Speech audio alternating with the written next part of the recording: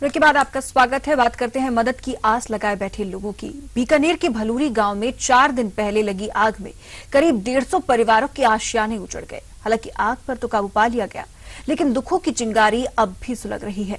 अब ये उजड़े गरीब परिवार कभी सरकार तो कभी भामाशाहों की ओर उम्मीद भरी निगाहों से कुछ राहत का इंतजार कर रहे हैं।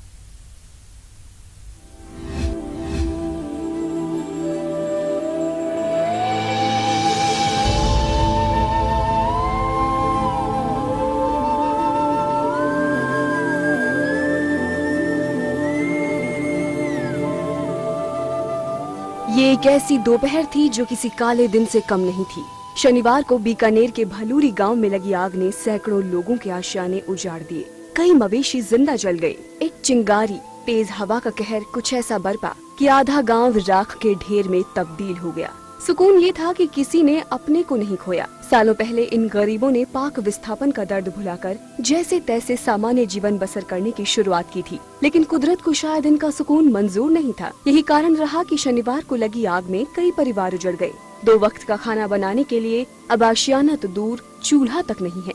खाने पीने का सामान जलकर राख हो गया, बर्तन तक आग में स्वाहा हो गए।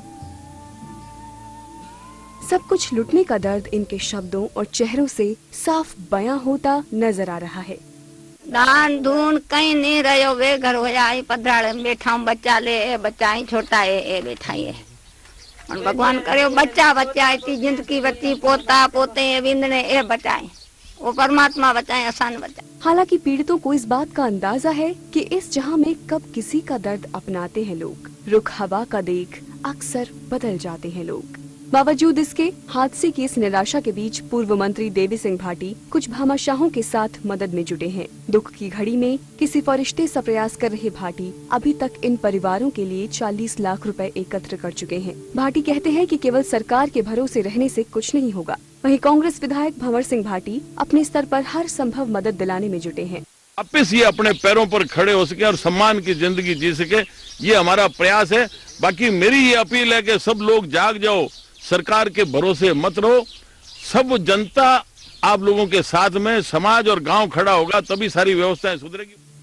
आसमान से बरसती सूरज की आग के बीच गाढ़े पसीने की कमाई से तिनका जोड़कर बनाए गए आशियानों को आग के शोलों ने भस्म कर दिया। अब बस उम्मीदें हैं तो सरकार और भामाशाहों की मदद से, ताकि पीड़ितों की उम्मीदों की कश्ती भंवर में फंसकर यूं ही डगमगाती न रहे। Lakshman Raghav, ETV news, Bikaner.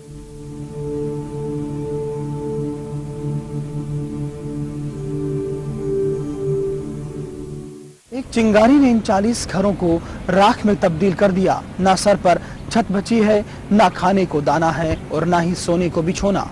सरकार और प्रशासन प्रयास कर रहे हैं, कुछ चीजें बन भी पाई हैं, लेकिन फिर भी ETV राजस्थान की यही अपील है कि आप भी मदद के लिए अपना हाथ आगे बढ़ाइए, ताकि इन उजड़े हुए आशियानों में फिर से खुशी लौट सके।